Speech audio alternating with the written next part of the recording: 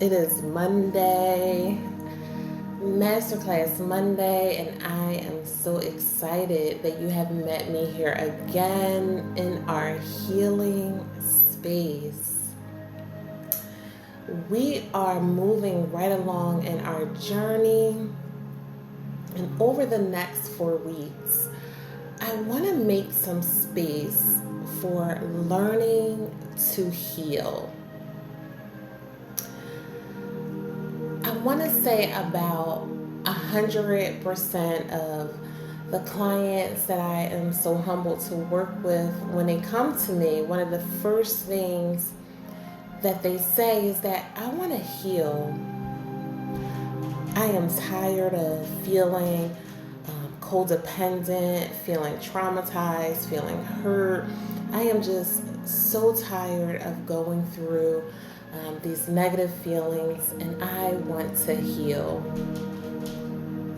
And I always ask, how do you do that? How do you heal emotionally? If we were to injure ourselves physically, if we were to sprain our ankle, the doctor would say, okay, I need you to put some ice on it. I need you to elevate your leg. I need you to take some pain medicine, wrap your foot up in this ACE bandage, and then follow up with me in 4 weeks, right? And that is the steps to heal a physical wound. But when your wounds are emotional, what are the steps? What is the prescription to healing that? Over the next 4 weeks, I am hoping that we can take a journey into understanding how to heal emotionally. The first thing that I would ask you to consider is not to run away from your feelings. Feel exactly what you are feeling. Sit with what you're feeling. Clients that meet with me, I say that all the time. I say, sit with your feelings. What does that mean? Well, the first thing is that whatever is coming up for you, whether it's anger, whether it's pain, whether it's sadness, whatever is coming up, whatever you're feeling in those moments, sit with it. Begin to write, I feel angry because, I feel hurt because, I feel betrayed because. Sit with that feeling. Begin to write and understand what it is that you are experiencing in those moments. What tends to happen as humans, we begin to run away from anything that does not feel good, right? And that's normal, okay? Because it doesn't feel good, so why would we want to experience it? So what happens? We zone out, or we ignore our feelings by checking in on Netflix, on social media, on relationships, on jobs, on children. We check out of ourselves and we check into everything else except what is going on with us. And so I challenge you to stop that behavior. Why? Because those emotions, where do they go? They don't go anywhere, right? They just lay dormant below the surface. And what happens is, what I always say is the straw that broke the camel's back. One more thing happens. One person says one more thing that you don't like. Your partner looks at you one way that you feel is disrespectful, or just that somebody cuts you off in traffic, and now we are having a meltdown, right? The analogy that I use in session all the time is you burn the toast, right? And the next thing you know, you are having a meltdown on the kitchen floor. And your family is looking at you like, what is the problem? It is just bread. We can buy some more.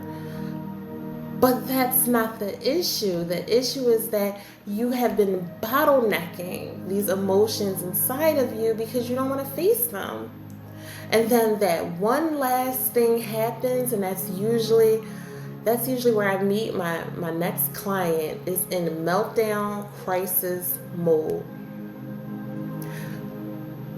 Let's stop being reactive and be a lot more proactive. If you want to heal, and healing is not an easy suit, it is not a walk in the park. You have to get down and dirty with these emotions. So the first thing that I want you to consider is sitting with, acknowledging what you feel. Writing down the emotion that you're feeling. Understanding what that emotion feels like to you. Understanding what happens to you when you feel angry, when you feel betrayed, when you feel lost, when you feel depressed, when you feel all of these emotions. What does that feel like? Make it a very sensory experience. When I feel sad, it feels heavy. It smells like dirt. It tastes like garbage, right? And continue doing this process every single day with all of the negative emotions that come up for you until it doesn't sting as bad as it did when you first started this exercise. So the first step to healing is acknowledging your emotions, engulfing yourself in these emotions, identifying what these emotions feel like inside of you, identifying why you feel this way, and then realizing that you are not your emotions. Even though you feel angry, let yourself know that I am not anger.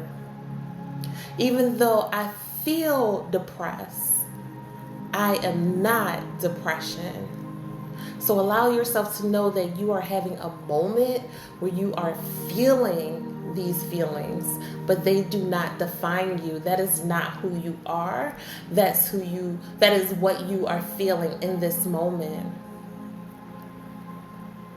I hope you brought your pen and paper, because as usual, we are going to have an exercise. I want you to journal about feelings that you usually feel when you are angry, upset, or just in a negative space. What feelings come up for you?